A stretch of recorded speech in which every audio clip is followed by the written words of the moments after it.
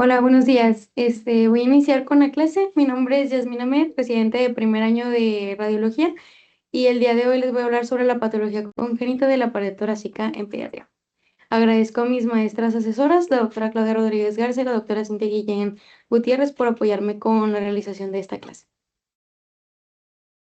Iniciando, pues tenemos el índice de lo que vamos a ver durante toda la clase: la patología cartilaginosa, patología costal, costocondral, clavículo escapular y pues al final las conclusiones. Dentro de, pues, de la introducción, para ver lo que vamos a ver durante la presentación, sabemos que la patología de la pared torácica tiene, pues, un grupo muy variado de enfermedades que pueden llegar a afectar huesos, cartílagos, tejidos blandos, etcétera. Y, pues, los métodos de imagen aquí nos van a ayudar bastante para valorarlos, porque suelen ser pacientes que están asintomáticos y que solamente tienen, patologías como, visuales, ¿verdad? Como que podemos valorar en la clínica. Podemos definir la extensión, orientar el diagnóstico diferencial, y pues por valorar si es algún proceso benigno o algún maligno, y valorar la planificación terapéutica y quirúrgica. Bien. Ahora iniciando, pues vamos a hablar sobre la cavidad torácica, que pues sabemos que es la cámara del cuerpo que está protegida por la pared torácica, que es lo que vamos a hablar durante esta clase. Este, Esta está compuesta por diferentes, estructuras. Las principales, pues, que vamos a hablar durante esta clase es las zonas costillas, los cartílagos costales, el esternón, las clavículas, las escápulas, los músculos de la pared torácica, tejidos blandos, etcétera, que son las que van a tener con mayor frecuencia las malformaciones congénitas. Este, Comenzamos con la descripción anatómica. Iniciamos con el esternón, que va desde T2, más o menos, hasta T9, ¿ok? Y vamos a dividirlo en tres porciones, tenemos el manubrio del esternón con su escotadora yugular, el cuerpo del esternón y la apófisis hipoides. Esto nos va a importar en las patologías siguientes que vamos a ver. Y siguiendo tenemos 12 pares de costillas, que va a tener su cartílago costal, no todas, pero ahorita vamos a hablar de eso. Su segmento anterior y su segmento posterior uniéndose con la vértebra, torácica posterior. Este, Vamos a tener 7 verdaderas, que son las que están articuladas con el esternón, 3 que son de la octava a la décima, que son falsas porque están articuladas con el segmento, superior de la costilla superior. Y 2 flotantes que, pues, como su nombre lo dice, no está articulado con nada en su segmento anterior.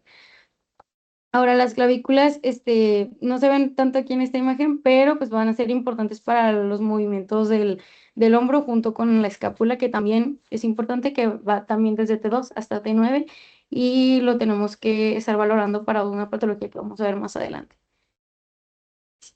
Muy bien. Ahora, iniciando con la patología, cartilaginosa, donde encontramos pues las deformidades más frecuentes, que son las del esternón. Y aquí tengo un casito, no sé si uno de mis compañeros, Padilla, no sé si me puedes ayudar. A ver, cuando cargue, dame un segundo.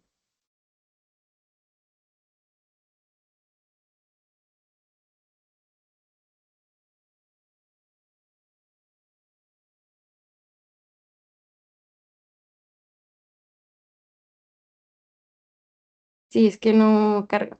Bueno, igual tengo la estática, dame un segundo.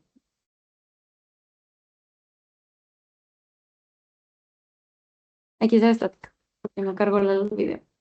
Perfecto, es el mismo paciente. Sí, sí, sí. Bueno, tenemos una tomografía en reconstrucción axial, reconstrucción sagital, en una tomografía simple.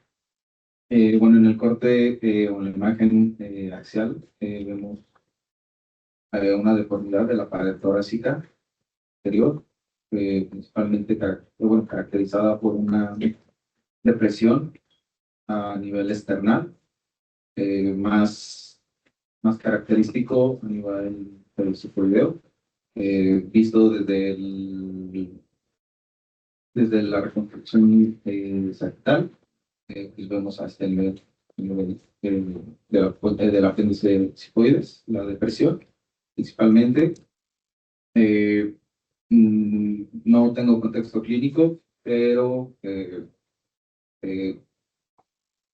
no pareciera, o al menos ahí, que esté condicionando algún alteración estructural o orgánica del intestino. Habría que, bueno, en estos pacientes con alteraciones de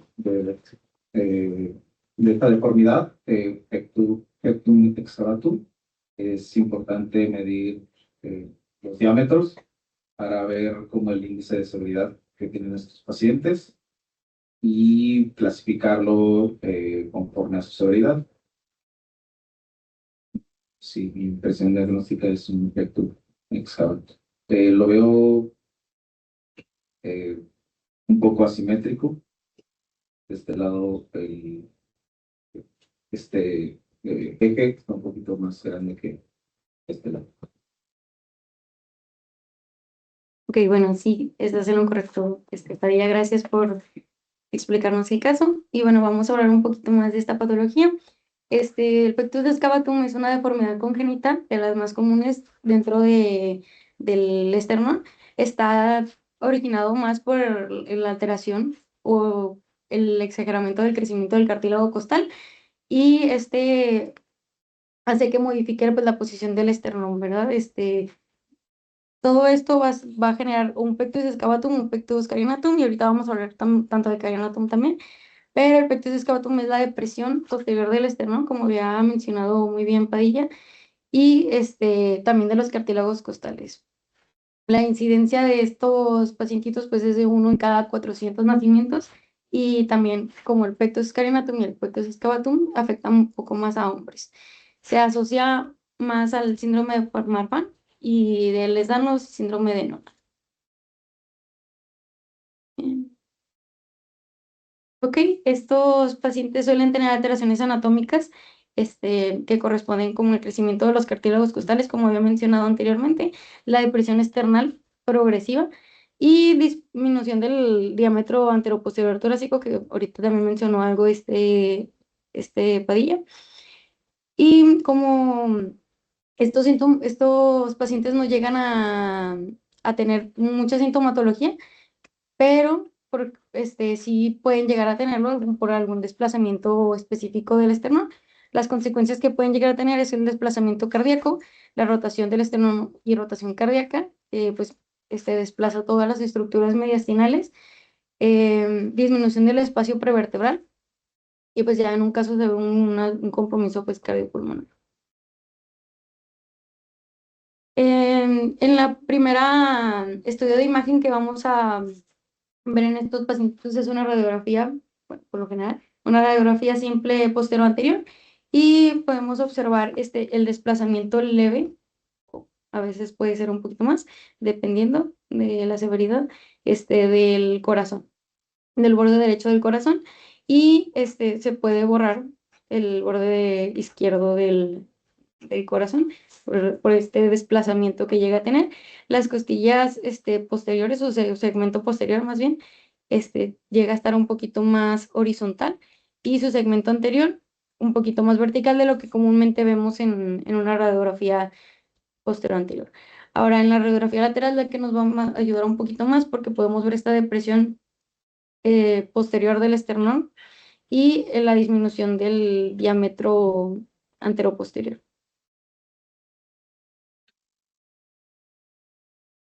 Ahora, hablando un poquito de la tomografía, pues es el estándar de oro en estos pacientitos para valorar la planificación quirúrgica. Nos puede ayudar a cuantificar la deformidad o planificar el tratamiento quirúrgico y su principal ventaja pues, es que permite realizar las mediciones objetivas para poder saber qué tanto va a ser la corrección quirúrgica que vayan a tener estos pacientes, si llega a tener algún desplazamiento cardíaco, alguna rotación external, alguna deformidad asimétrica. Todo eso lo podemos valorar y obviamente nos ayuda los diferentes cortes que tenemos, ¿verdad? Por ejemplo, en este pacientito que tenemos en un corte, una tomografía en corte axial, en ventana para tejidos blandos y una reconstrucción en sagital, pues nos ayuda la reconstrucción sagital para poder valorar qué porción específica del esternón estamos, pues valorando o que está más, desplazada hacia posterior.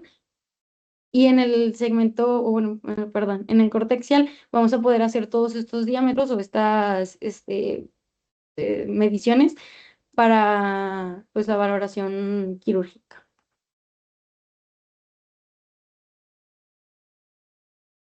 Ahora, como comentábamos, ya tenemos, vamos a hablar de los índices o de las clasificaciones que vamos a tener dentro del pectus excavatum. Una de las más comunes es el índice de Haller. Esa es la medición más utilizada, para poder valorar o clasificar en severidad a estos pacientitos y se obtiene midiendo el diámetro. Está un poquito mal, pero está mejor esta imagen. Es dividiendo el eje transversal o laterolateral del paciente en un corte axial, una tomografía de corte axial, y el diámetro anteroposterior, que va desde el borde posterior del esternón hacia el borde o muro anterior del cuerpo vertebral. Esto nos va a ayudar, para poder hacer como una clasificación un poquito más objetiva, ya que al dividirlo, lo normal debe ser menor a 2.5.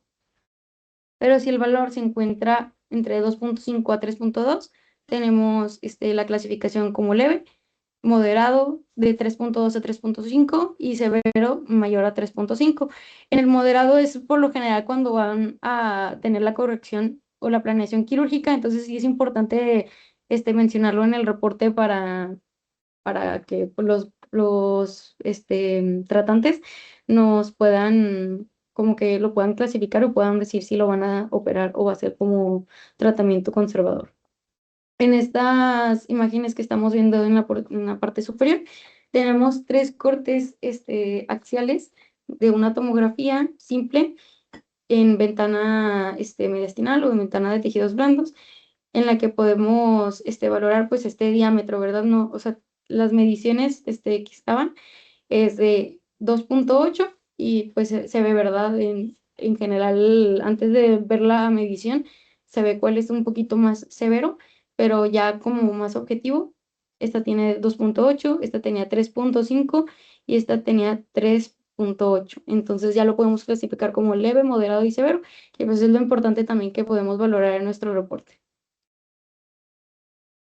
Ahora, además del grado de severidad, podemos tener la clasificación, morfológica del pectus excavatum, la cual pues lo podemos dividir como simétrico o asimétrico.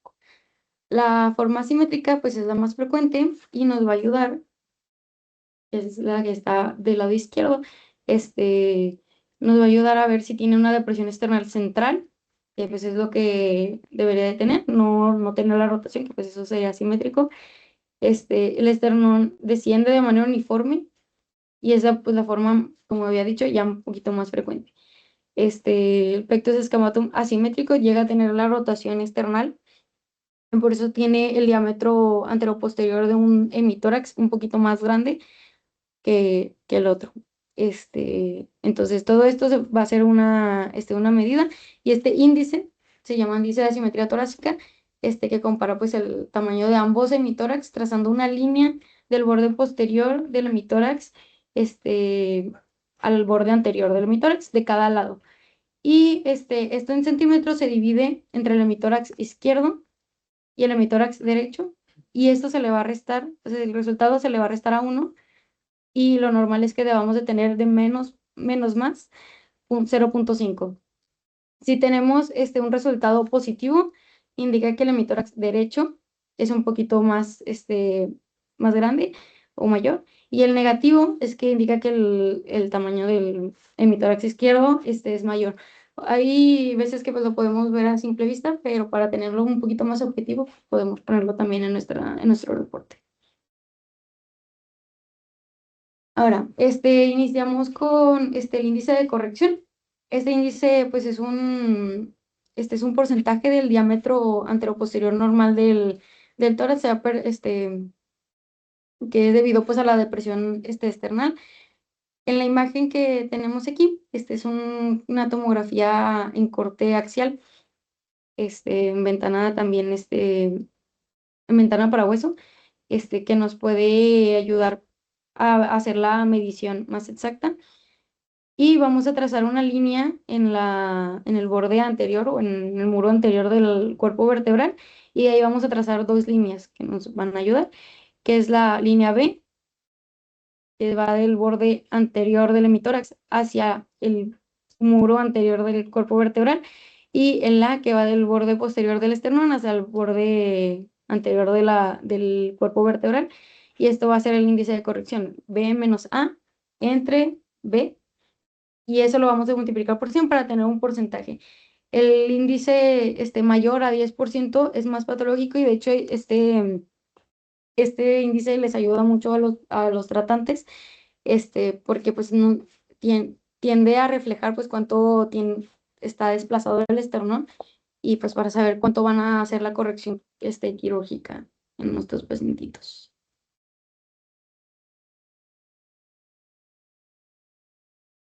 Muy bien, ya por último, de las mediciones, tenemos la angulación del esternón, que también es muy importante saber hacia dónde está desplazado. Entonces, en esta tomografía en corte axial, en ventana también para hueso, podemos ver que hay dos imágenes, una con un poquito menos de angulación y otra con un poquito más de angulación.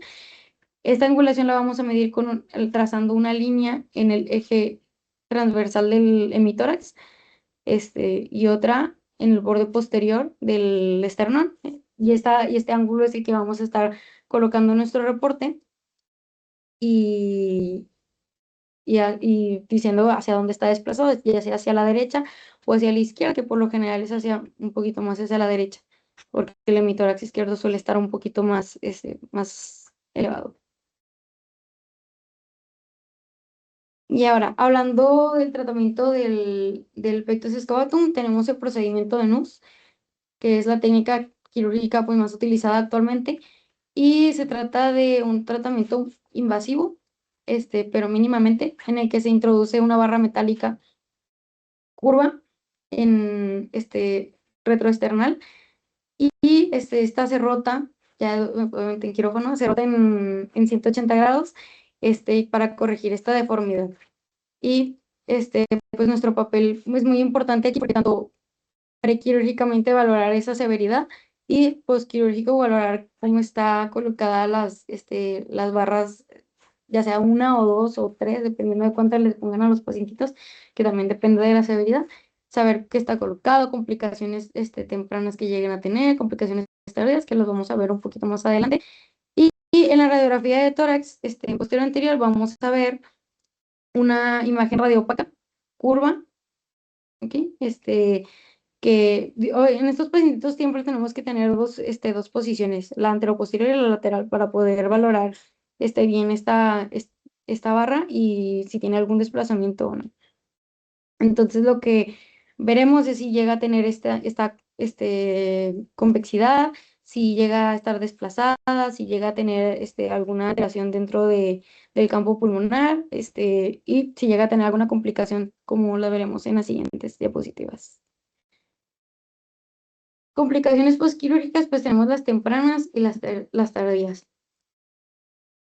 De igual manera, la radiografía nos ayuda muchísimo para valorar estas complicaciones. Entonces, como tempranas, podemos llegar, que por lo general son en el primer o tercer día postquirúrgico, tenemos el hemotórax, el derrame pleural, las infecciones, los hematomas.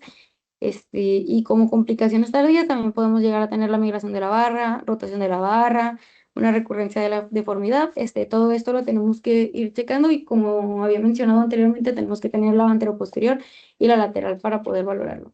En esta radiografía anteroposterior, pues se confirma que tenemos un neumotórax bilateral de forma simétrica, y las barras de nos pues están o sea, son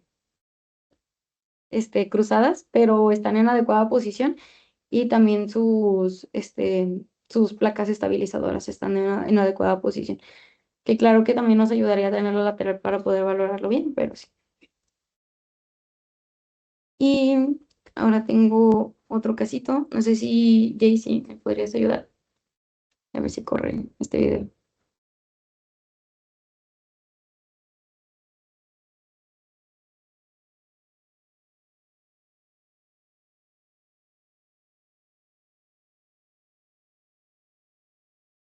Allá. Buenos días.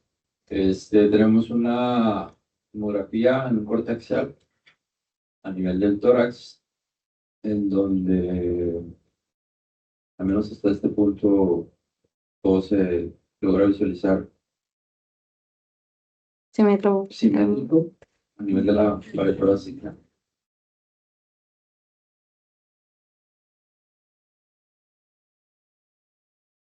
Que creo que a este punto ya se logra visualizar una alteración en el diámetro anteroposterior de la pared torácica. Eh, Más o menos a este punto podemos estar a nivel del manubrio del esternón y... Ah, ok, ok. A nivel del cuerpo, perdón. Sí, a nivel del cuerpo del esternón. Y vemos como evidentemente el diámetro anteroposterior es mayor, casi incluso muy similar al transverso. Eh, Muy seguramente este paciente tenga alguna patología que coincida con un pectus carinatum. Se ve simétrico y por la ubicación, teniendo las dos como variantes que pueden ser, ya sea a nivel del cuerpo del manubrio, se diría como una a nivel del manubrio esternal. Y pues, sí, prácticamente. Ok. No se ve que haya evidentemente alguna compresión anatómica de algún órgano, al contrario que la que vimos ahorita, que regularmente está deprimido, aquí no hace el caso. Ok, bueno, muy bien. Nos da la siguiente diapositiva. Denme un segundo. Bueno, ahí, ya voy. Espérenme. Voy a regresarme tantito al caso. Aquí está. Bueno, como mencionaba mi compañero, es muy bien, es un pectus carinatum y como habíamos dicho anteriormente, pues el pectus excavatum, no es de presión posterior y tiene un desplazamiento anterior del esternón, es causado por lo mismo, entonces, bueno, ahorita explico un poquito más sobre eso, pero aquí sí podemos valorarlo un poquito mejor, que está dentro del en el cuerpo, perdón, es que me distraje con el láser, en el cuerpo del esternón y en la apófisis sifoides que está haciendo este desplazamiento anterior. Y aquí también, como en el pectus excavatum, podemos valorarlo muchísimo mejor en el axial para saber qué tanto está desplazado y va a hacer las mediciones objetivas como en el pectus excavatum. Y bueno, vamos a hablar un poquito del pectus carinatum, que es la segunda deformidad más frecuente de la pared torácica y del esternón también. Y esta se caracteriza por una protrusión anterior del esternón, también causado por este crecimiento excesivo de los cartílagos costocondrales. Y en este caso, pues es muy poco común que llegue a tener algún compromiso cardiopulmonar, pero a comparación con el pectus excavatum, perdón, este, y pues sí, por lo general estos pacientes llegan a tener una afectación más estética y es por lo que tienden a llegar y querer un estudio de imagen para poder hacer su tratamiento quirúrgico. También suele asociarse a escoliosis, al síndrome de Marfan, enfermedades de tejido conectivo, igual que los pectus excavatum. Y ahora, en la radiografía de tórax posterior anterior también va a ser nuestro estudio de imagen inicial en estos pacientes y los hallazgos en esta proyección pueden llegar a pues, ser normales, básicamente. No tienden a tener esa horizontalización y verticalización de las costillas, tanto de los segmentos posteriores y segmentos anteriores respectivamente. Este, y tampoco tanto desplazamiento en comparación con el pectus excavatum, entonces no van a tener este borramiento del, del borde derecho del corazón y del borde izquierdo el desplazamiento del borde izquierdo corazón. La que nos va a ayudar un poquito más en este caso va a ser la radiografía lateral, que vamos a poder ver esta protrusión del, del cuerpo del esternón, por lo general, y este aumento del diámetro. En lugar de disminución como en el pectus excavatum, un aumento del diámetro del anteroposterior del tórax. En cuanto a la tomografía, y de igual manera es nuestro gold estándar para estas patologías, pues debemos analizar si la protrusión es simétrica o asimétrica, si está comprometiendo alguna alteración o alguna estructura mediastinal, si tiene alguna deformidad asociada, ya sea como escoliosis, o síndrome de Marfan como bien tenido, que cualquier, asociación costocondral que puedan llegar a tener también. Y pues valorar todo para poder realizar la corrección quirúrgica, que los tratantes puedan ver qué van a realizar en su corrección quirúrgica más bien. Entonces en la pantalla podemos ver, del lado izquierdo, una reconstrucción en sagital de una tomografía contrastada en fase venosa.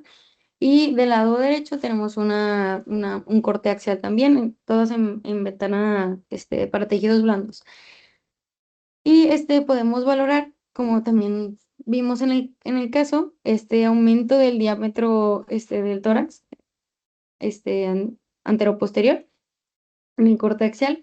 Y en la reconstrucción sagital vemos como todo el esternón, cómo está haciendo el cuerpo del esternón en la apófisis sifoides este desplazamiento, esta protrusión del esternón. Y dentro de la clasificación tenemos la condrogladiolar y condromanubrial. La condrogladiolar representa aproximadamente entre el 90 y el 95% de los casos, por lo que es la más común. Llega a afectar el cuerpo del esternón y la apófisis sifoides.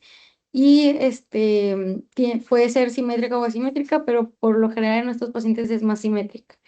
La condromanubrial en su lado, es ya en el manubrio esternal, y produce una deformidad más rígida y más compleja. Entonces llegan a tener más alteraciones tanto del mediastino, como es más complejo el tratamiento quirúrgico en estos pacientes.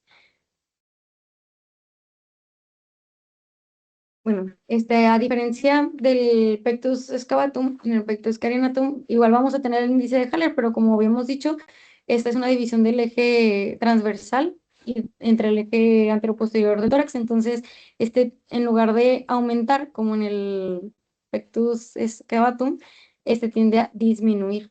Entonces, no hay como una medición objetiva o una clasificación como en el pectus excavatum, pero en algunos artículos que encontré, estaba más o menos en promedio, que les realizaban la corrección quirúrgica en 1.8 a los pacientes, cuando tienen el índice de Haller en 1.8 o menor. Sí. Y ahora hablando del tratamiento, el tratamiento de elección en los pacientes pediátricos actualmente es la órtesis compresiva, ¿ok? Que aquí está en la diapositiva. Esta genera una presión externa progresiva sobre la protrusión pues, external, y es un dispositivo ortésico que nos ayuda para mejorarlo. Claramente depende mucho del pacientito si está con apego al tratamiento, ya que tienen que tener muchas horas utilizando esta órtesis. Entonces, si no llega a estar con este apego, no suele ser muy efectiva, pero la verdad es que es muy, muy efectiva en estos pacientitos porque tienen un poquito más de elasticidad, los pacientes pediátricos. Entonces, sí, aquí les puse como una imagen de el antes y el después de un pacientito, para que vean cómo nada más utilizando la órtesis sin tratamiento quirúrgico, cómo mejora esta deformidad.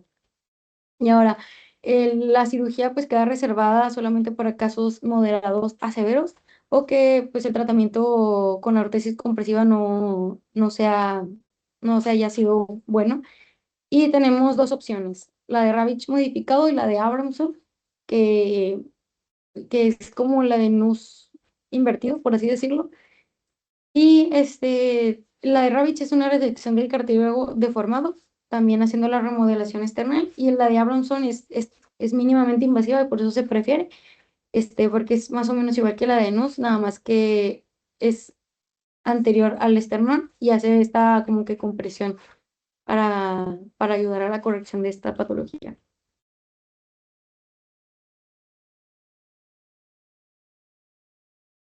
Hablando ahora un poquito de las anomalías costales, vamos a hablar un poquito vamos a hablar de varias, pero vamos a primero hablar de la costilla cervical. Esta es una anomalía congénita, es una costilla supernumeraria, nada más que en la región cervical, que se origina del proceso transverso de la séptima, costilla cervical, digo, costilla, vértebra cervical, y la incidencia es aproximadamente entre el 0,5 al 2% de los pacientes y es más frecuente en mujeres. Llega a ser unilateral o bilateral y es en el 50%, como puede ser unilateral en 50% o bilateral en el otro 50%. Es muy diferente. Y en la radiografía de tórax posterior anterior a que vemos en la diapositiva, podemos ver en la región superior, voy a poner mis, mis anotaciones bonitas, para que se vea un poquito más porque, mira si puedo hacer zoom. Aquí vemos en la región superior que no se ve tanto la vértebra, pero sí podemos ver esta segmento, esta prolongación ósea dentro de la radiografía que pues no debería de estar ahí. Entonces, sí es eso, esto se llaman como costillas cervicales, ¿verdad? Es una supernumeraria porque está extra a las 12 costillas, pero está en la región cervical, que es en la vértebra C7. Ok, siguiendo con la costilla cervical, podemos utilizarlo un poquito mejor, lo podemos valorar un poquito mejor con la tomografía este, de tórax o de cervicales, este, para ver este segmento específico, porque a veces suelen ser muy, muy chiquitas, muy rudimentarias, entonces no se suelen ver bien en la radiografía. Y aquí en la tomografía en corte coronal, podemos ver que aquí hay una prolongación ósea en la vértebra C7, y aquí tenemos dos prolongaciones óseas, o sea, así que tenemos dos costillas cervicales bilaterales. Y ya en la reconstrucción en 3D, que nos ayuda mucho en estas patologías para ver si van a hacer alguna tratamiento quirúrgico, que pues los pacientes suelen ser asintomáticos, entonces no tienden a necesitarlo, pero si llegan a necesitarlo, sí se puede hacer la reconstrucción en 3D y se ve muchísimo mejor. Aquí está, de verdad, 7 y cómo sale la prolongación ósea de este pacientito. Ok, hablando ahora de la costilla bífida, también corresponde a una anomalía de la alteración de la osificación embrionaria. Es la segunda anomalía congénita más común y lo que se suele ver es que en el extremo anterior de la costilla se divide en dos ramas, ¿verdad? Como haciendo una Y o una V. Es muchísimo más frecuente entre la tercera y la cuarta costilla y suele ser de manera unilateral y con mayor frecuencia es más del lado derecho. Es nada más entre el 1% de la población. Y así como vemos en esta radiografía de tórax posterior anterior, que es lo más común que vemos, que es del lado derecho, que es generalmente lateral, y esta que está justo en la cuarta costilla. Si la seguimos, está en la cuarta costilla y hacemos, y se ve esta como bifurcación, o esta V o esta Y que mencionábamos anteriormente. No se ve alguna estructura, digo, se ve muchísimo mejor en la tomografía, pero no se ve algún defecto en la cortical del hueso, entonces sí podemos decir que es una costilla bífida en lugar de alguna tumoración o algo que esté afectando ahí. Ahora, en la tomografía de tórax simple, podemos valorarlo mucho mejor, como en este corte en coronal, de ventana parahueso, que tenemos a nivel del tórax, esta región que es como la bifurcación justamente, o sea, no se ve separada en las vértebras, las costillas, entonces simplemente es la división. Y aquí en la reconstrucción en 3D, que vuelvo a lo mismo, podemos verlo muchísimo mejor, vemos que está en la cuarta costilla y hace también esta forma en Y, un poquito menos que la imagen pasada, ¿verdad? Es un poquito más, pero sí tiene esta bifurcación. Y como había mencionado, pues son pacientes que están asintomáticos, entonces no tienden a tener alguna alteración tanto del pulmonar ni del mediastino.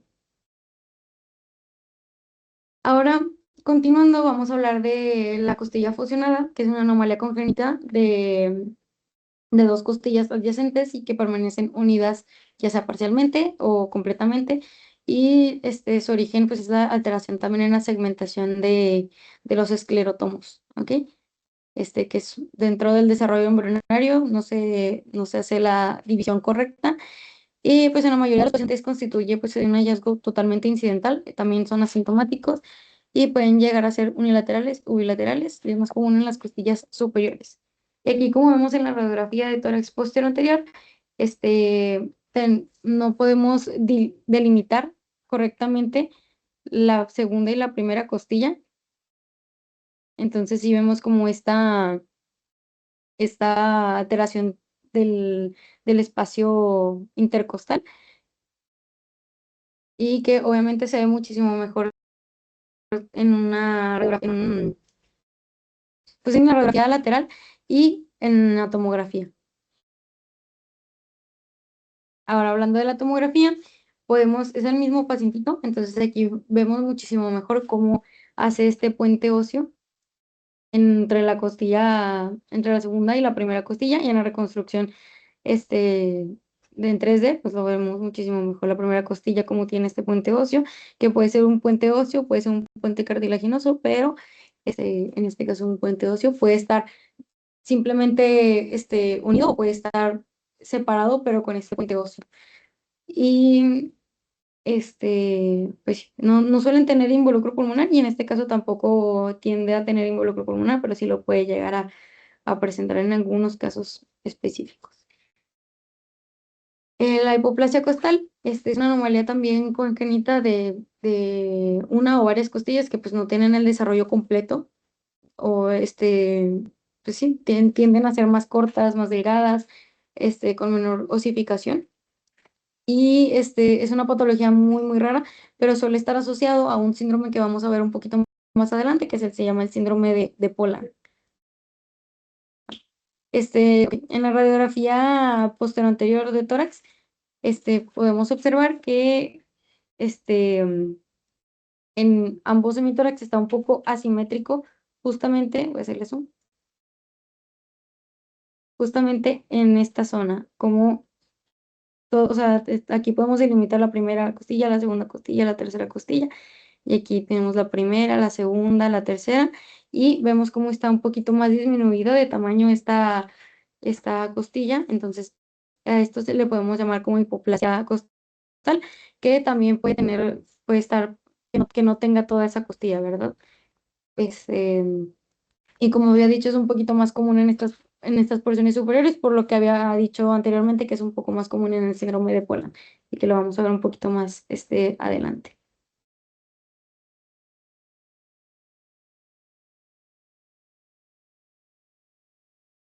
Ok. Ahora vamos a hablar ya de la última patología de las costillas, que es la costilla supernumeraria. Esta patología, la más común, la que vimos al inicio, que es la costilla cervical, pero pues está caracterizado por tener una costilla adicional, una o dos más costillas adicionales. Puede ser también de manera unilateral o bilateral. En el 70% son bilaterales y en la presentación, como había dicho, es más común la costilla cervical y es más común, es del 0,5 al 1% de la población, más común en mujeres, de hecho. Y en estas imágenes del lado izquierdo de la pantalla, podemos ver una tomografía en corte axial, en ventana mediastinal, sin contraste, simple, y una reconstrucción sagital, con proyección de máxima intensidad. este, en la que podemos ver muchísimo mejor esta costilla, también en la reconstrucción en 3D, pero eso ahorita hablamos. Como en este segmento, la costilla está un poquito, este, como más metida hacia el campo pulmonar y tenemos este segmento óseo que va hacia esta costilla. Es una prolongación simplemente ósea que está en una costilla, no como tal también puede ser dentro de una costilla o agregada como la costilla cervical que estaba extra o también la podemos ver lumbar. Este, y pues se puede llegar a tener compromiso pulmonar, pero no es muy común en estos pacientitos. Ahora hablando un poquito de la patología condrocostal, aquí vamos a hablar del síndrome de Poland y de la patología, pues, de los cartílagos costales. Ok, en el síndrome de Poland, vemos que es una anomalía congénita que está caracterizada por tener, una ausencia completa o parcial del músculo pectoral mayor. También puede llegar a tener una ausencia del músculo pectoral menor, pero eso ya lo vemos en las clasificaciones. En estos pacientes pueden llegar a tener alteraciones también costales, entonces también tenemos que valorar todas esas cosas y ponerlas en nuestro reporte. También de la alteración de los cartílagos costales, como habíamos dicho que también es muy común ver la hipoplasia costal y pueden llegar a tener malformaciones de la extremidad superior como la hipoplasia de la mano. Ahora su incidencia es 1 por cada 20.000 a 50.000 nacidos vivos, la verdad es muy muy rara y tienen más predominio en hombres. Y es muchísimo más frecuente del lado derecho. Y su explicación un poco más aceptada es porque tiene una interrupción del flujo de la arteria subclavia durante la sexta semana del desarrollo embrionario y esta disminuye el aporte sanguíneo, entonces tiende a ocasionar un desarrollo incompleto de los tejidos derivados de esta región. Su sintomatología pues tiende a ser muy variable, a veces es asintomático y solamente pues es estético de los pacientes, pero pues sí pueden llegar a tener algún compromiso en la función respiratoria, que lo veremos un poquito más adelante. Ahora en la radiografía de tórax posterior anterior podemos ver esta asimetría de la disminución de los tejidos blandos, o sea, como en esta región, si se ve mi punto, acá sí se ve, en esta región del hemitórax derecho está completamente normal esta densidad y en esta parte, en el hemitórax izquierdo, tenemos una disminución de esta densidad, o sea, tenemos una radiolucidez, un aumento de la radiolucidez de ese campo pulmonar debido a que pues no tenemos el pectoral. Ahora, hablando un poquito, bueno, sí, se me olvidó esta parte. Hablando un poquito del pectoral mayor, pues sabemos que va desde las regiones de las costillas y del esternón, de esta como que articulación hacia la porción proximal del húmero en la región medial. Entonces también está afectado, también puede estar afectado el pectoral menor y va de la apófisis coracoides también a las costillas. Entonces ahorita lo vamos a ver un poquito más.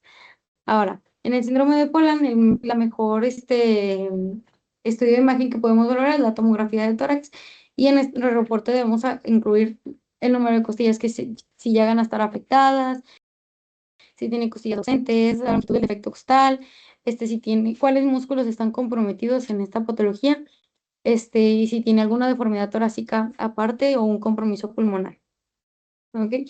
En esta imagen, tenemos una tomografía en corte axial de tejidos blandos de un pacientito en el que podemos valorar que del lado izquierdo tiene el pectoral mayor y el pectoral menor, y del lado derecho ya no observamos esta porción de los músculos, y aparte tenemos esta región como o esta alteración del seguimiento, ¿verdad? De la costilla. Entonces, para verlo un poquito mejor, hacemos una reconstrucción en 3D, que volvemos a lo mismo, nos ayuda mucho para valorar la patología ósea. Y aquí vemos que en la tercera costilla está un poquito más disminuida, como habíamos dicho que es más común la hipoplasia en este síndrome. Entonces, sí. Ahora, el ultrasonido también sirve muchísimo en estos pacientes porque son pacientitos pediátricos, lo más común. Entonces, nos ayuda pues a valorar los tejidos blandos sin llegar a tener una radiación ionizante. Entonces, en esta parte vamos a hacer una comparación tanto del hemitórax derecho como del hemitórax izquierdo para valorar el defecto o la alteración del músculo, y saber si está hipoplásico o si no, no tiene, es parcial o completo. Y en esta imagen tenemos o sea, dos imágenes de ambos hemitórax de ultrasonido en escala de grises en un corte longitudinal en el que vemos que del lado izquierdo tenemos las costillas y esta capa muscular homogénea, con ecogenicidad intermedia, con patrón fibrilar pues conservado, el cual corresponde al pectoral mayor. Y del lado derecho, contralateral, vemos que esta zona donde debería estar el músculo pectoral mayor, pues ya está como distribuido con este tejido celular subcutáneo. Entonces, ahí vemos la simetría de ambos hemitórax y podemos decir fácilmente, obviamente tenemos que seguir todo el hemitórax para ver si podemos ver de dónde a dónde va esta afectación y saber si está hipoplásico simplemente o si está completa la ausencia. Ahora, dentro de la clasificación, pues lo vamos a poner como más de gravedad y pues depende del grado del compromiso de la pared torácica que llegue a tener. En el reporte nosotros nos debemos de basar en la afectación que lleguemos a ver en la tomografía y podemos poner como grado leve la hipoplasia o la ausencia del músculo pectoral mayor, simplemente que nada más tenga eso. Como moderada, se llega a tener algún defecto muscular con alteraciones pequeñas o leves de los cartílagos costales o de las costillas. Y como severo, si llega a tener alguna alteración en otro músculo, ya que agregue el pectoral menor, o algún defecto un poquito más importante de las costillas o de los cartílagos costales. Y ya con complicación, si llega a tener una inestabilidad pulmonar o una herniación pulmonar.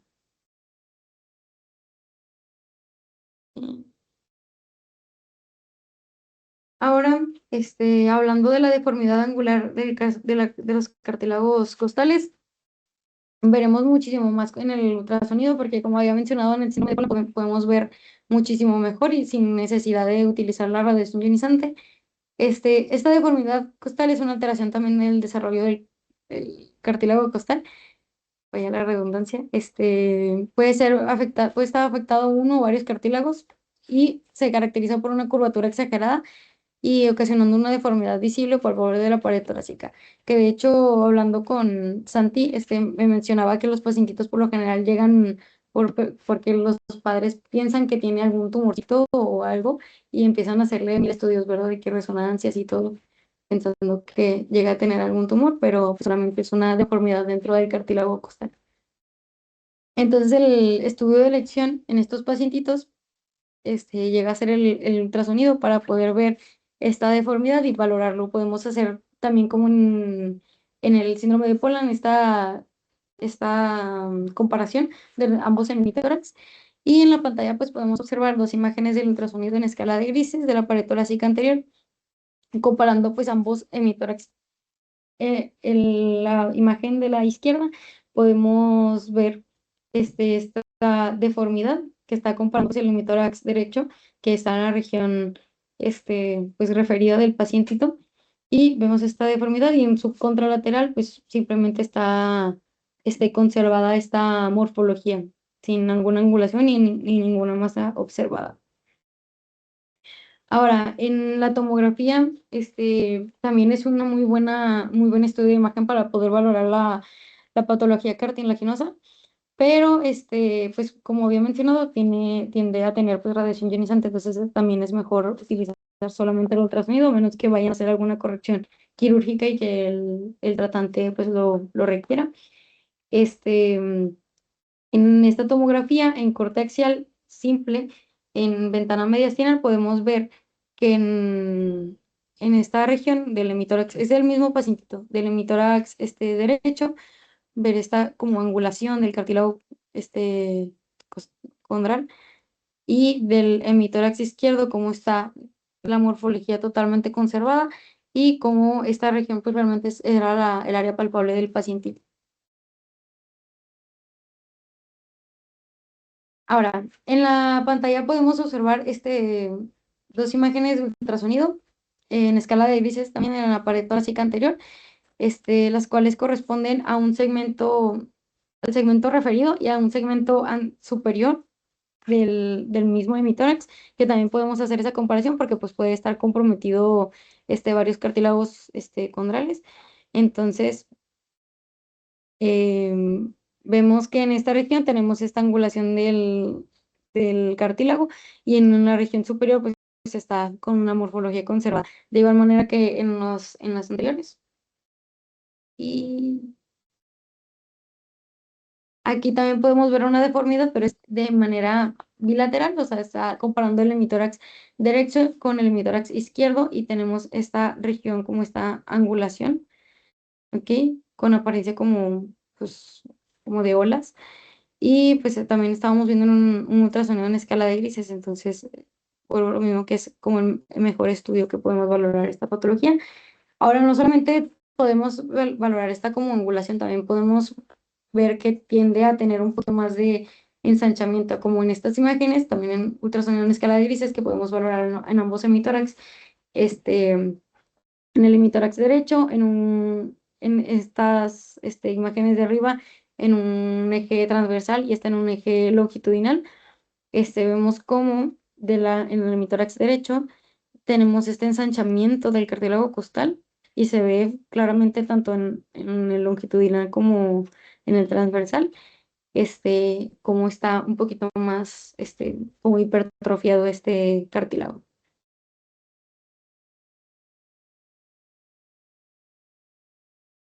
Ahora vamos a hablar de patologías clavículo-escapulares, pero ya queda muy poco tiempo. No sé si Ruth me puedes ayudar con este casito. Es un casito. Yo creo.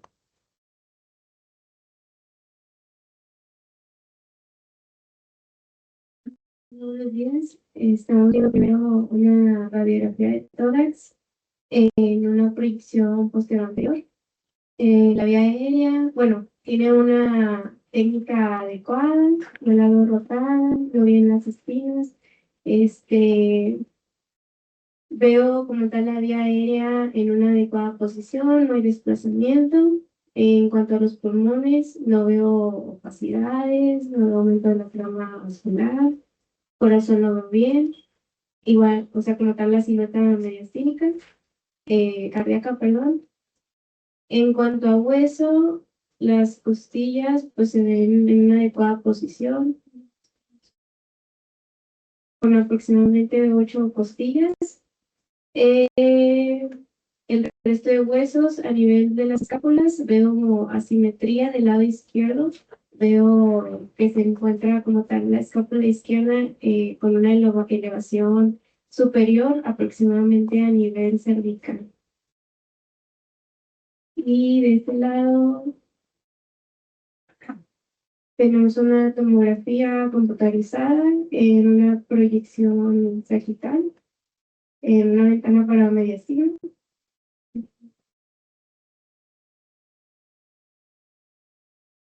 Que se me cargue. Ya.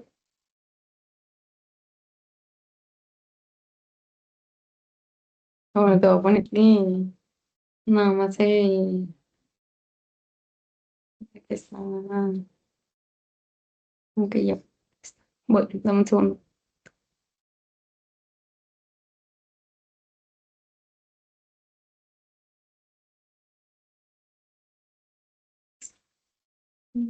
Bueno, correlacionando con la radiografía previa, pues vemos aquí la escápula nuevamente a un nivel muy superior.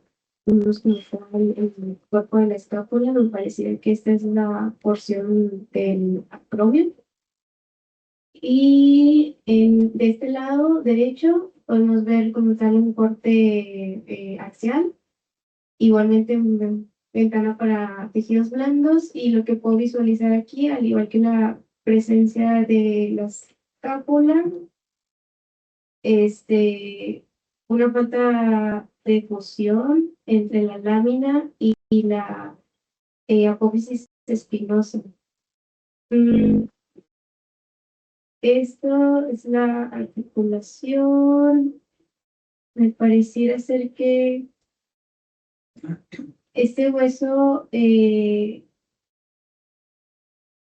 sería un hueso accesorio, si no recuerdo, si no mal recuerdo, a lo que leí de la clase, el cual puede conectar como tal cuando hay defecto de la escápula en una posición superior, puede haber coexistencia de un hueso accesorio que, si no mal recuerdo, se llama como vertebral, ya que une pues como tal la escápula con la apófisis espinosa de la vértebra cervical. Y pues esto, bueno, mi impresión diagnóstica yo lo asocio como tal pues con una elevación congénita de la escápula. Ok, muy bien. Muy bien, vamos a hablar de esto en las siguientes diapositivas. Bueno, en las siguientes diapositivas. Primero vamos a hablar un poquito de la clavícula bífida, que también está dentro de la pared torácica y que puede afectar.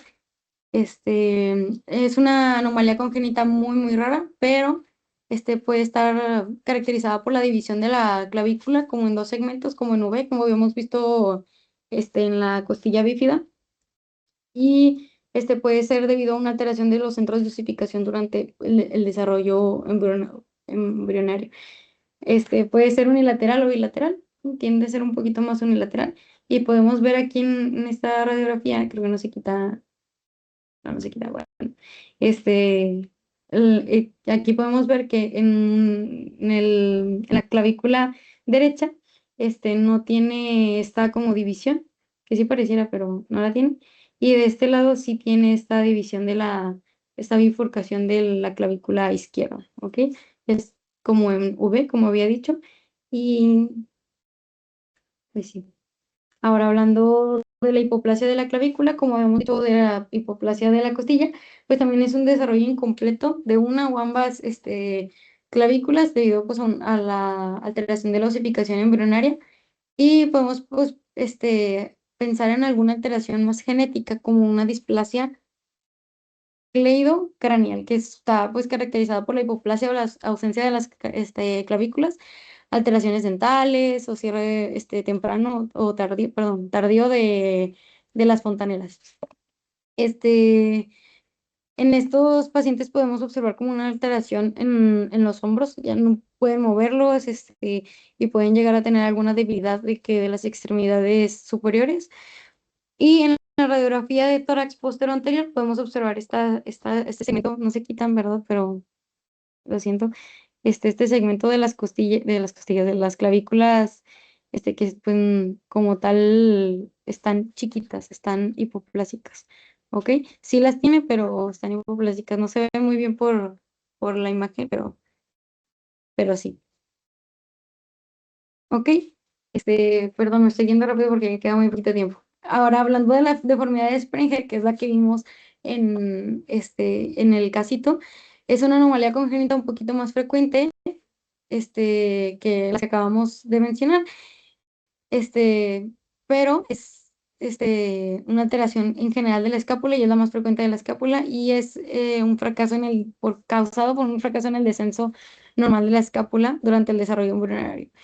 Esta ocasiona, como vimos, una escápula elevada, también puede estar hipoplásica o rotada. Y esta pues predomina un poquito más en mujeres y llega a ser bilateral en aproximadamente el 10 al 30% de los casos. Y como vemos en esta radiografía, posterior anterior de tórax, también como en el caso, vemos esta asimetría de ambos hemitórax, caracterizado por la elevación del de la escápula izquierda, con esta como rotación que podemos observar aquí. Esta patología también está asociada a escoliosis, tener vértebras cervicales y algunas otras patologías dentro de la pared torácica, entonces también se tiene que valorar todas las estructuras, como bien lo hizo Ruth hace un momento. Ahora, la deformidad de Springer tiene una clasificación, que es la clasificación de Cavendish, que podemos basar, está en la apariencia clínica más que nada, y permite pues graduar su severidad. El grado 1 es la deformidad que es muy leve y está cubierta, cuando está cubierta con la ropa, pues es básicamente invisible. El grado 2 es que tiene una leve prominencia en la región supermedular de la escápula, y en el grado 3 y 4 ya podemos valorarlo en la radiografía de tórax con una elevación visible de 2 a 5 centímetros, y en el grado 4 es más de 5 centímetros la elevación. En el caso que vimos era un grado 3, ya que tenía una elevación de 3.5 centímetros. Ahora, algo que está muy asociado a esta patología es el hueso homovertebral, como bien dijo Ruth. Es una anomalía del desarrollo también asociada con la deformidad de Sprenger, que consiste en generar un puente óseo o cartilaginoso que conecta con el borde superomedial de la escápula, y puede estar generalmente entre las vértebras C4 y C7, ¿ok? Dependiendo de la elevación de la escápula que esté ocasionando. Se presenta aproximadamente en el 20 al 50% de los casos con deformidad de Sprenger, y pues es también poco frecuente que lo lleguemos a aislar, hallar aislado, o sea, que no tenga la elevación de la escápula. Puede ser uni o bilateralmente, también dependiendo de si lo vemos separado a la deformidad de Sprenger.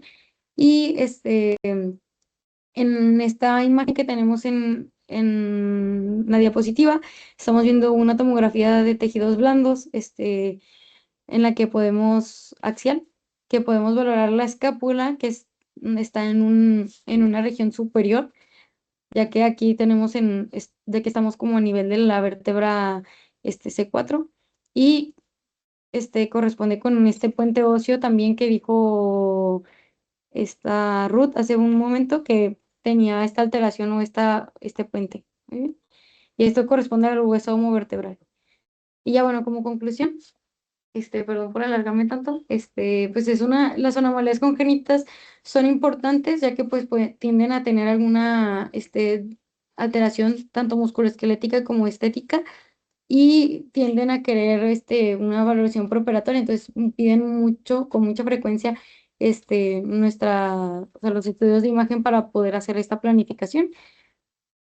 Y necesitamos hacer todas las mediciones necesarias y hacer el reporte de todo lo que conlleve, ya sea cuántas costillas tenemos, cuántas están afectadas, qué está afectado y todo, para poder que hagan el abordaje clínico y terapéutico de estos pacientitos de manera correcta. Y pues estas ya son mis conclusiones.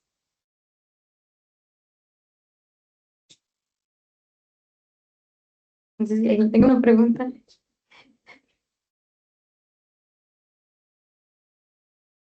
Sí.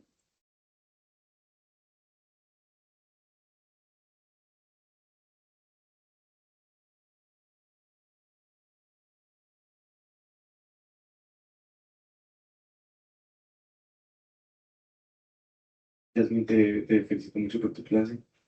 Las imágenes están muy bonitas, muy, explicaste muy bien pues, los hallazgos. Eh, Más como una sugerencia de usar de pronto el cursor bueno, el señalador de PowerPoint, el que sale como rojito, Ok, porque como que intentaste mostrarlas con el mouse normalito y como es negro, como que me perdía ok. en lo que estás mostrando, pero de todos modos, pues vi que lo intentaste mostrar. Pero sí mejor utilizar el puntero de láser de PowerPoint. Eso por un lado. También vi que interesaste mucho del departamento, o sea, imágenes del departamento, entonces también verás que se valora. Y no sé si te puedes regresar a lo de la escápula, la que estaba elevada. O sea, pero el caso o...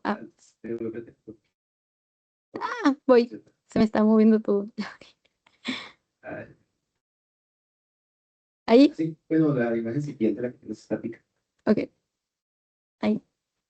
Sí, entonces miren que en este tipo de patologías, o sea, no solo podemos evaluar pues, el componente óseo, sino que miren que todos los músculos del manguito rotador también están elevados, o sea, también podemos evaluar como ese componente muscular, esa tomografía, obviamente se ve muy bonito en la resonancia, pero en la tomografía también podemos evaluar todo ese componente muscular muy bien, entonces podemos también hacer la descripción pues, de cómo están esos músculos, ¿no? Si están acompañando las cápulas, si esos músculos se quedaron abajo, si están elongados o no. Gracias. Porque incluso es que trabajar podemos evaluarlo también, entonces podemos como demostrar eso y también describir, porque pues al tratante le va a interesar no solamente cómo está el hueso, también cómo están las estructuras adyacentes a él. Y pues nada, nuevamente, pues me gusta mucho la clase. Bueno, gracias Yaya por tu clase. Aquí nada más como comentario, bueno, pues para probar, ¿no? Ya vimos que obviamente pues hay muchas patologías que afectan a las costillas, cartílago, etcétera, y la caja torácica. Justamente ayer, y para destacar lo que va mi comentario, justamente ayer tuvimos un paciente con múltiples defectos de segmentación en la columna vertebral y bueno, aquí obviamente para ir diciendo, y bueno, era un paciente que tenía alteraciones también a nivel de la médula, el cono medular estaba de posición baja, médula anclada, etcétera, ¿no? Entonces, aquí obviamente es importante pues mencionar a qué nivel está el cono, a qué nivel están las alteraciones, los efectos de segmentación, etcétera. Y bueno, como sabemos, y bueno, desde que estamos haciendo, por ejemplo, el eco de fosita, ¿no? O sea, de columna lumbosacra, pues tenemos que ir numerando, ¿no? Y una de las cosas en las que nos basamos pues y muchas veces si contamos de arriba hacia abajo, sobre todo en el eco de Fosita, por ejemplo, pues es en la última vértebra que esté articulada con una costilla y tomamos en cuenta está como T12. Pero bueno, aquí nada más pues mencionar, como ya vieron, pues hay costillas supernumerarias y también, pues bueno, si nos basamos únicamente en esto, y es algo que también pues mencionamos bastante frecuentemente, pues nos podemos llegar a equivocar en cuanto a la numeración. Entonces aquí destacar que tenemos que contar las costillas, o sea, no asumir obviamente que son las 12 costillas de siempre, sino que, bueno, si estamos viendo defectos en la caja torácica, y bueno, aunque no los veamos, también mencionar y contar, no nos toma mucho tiempo contar los arcos costales para poder hacer bien la descripción.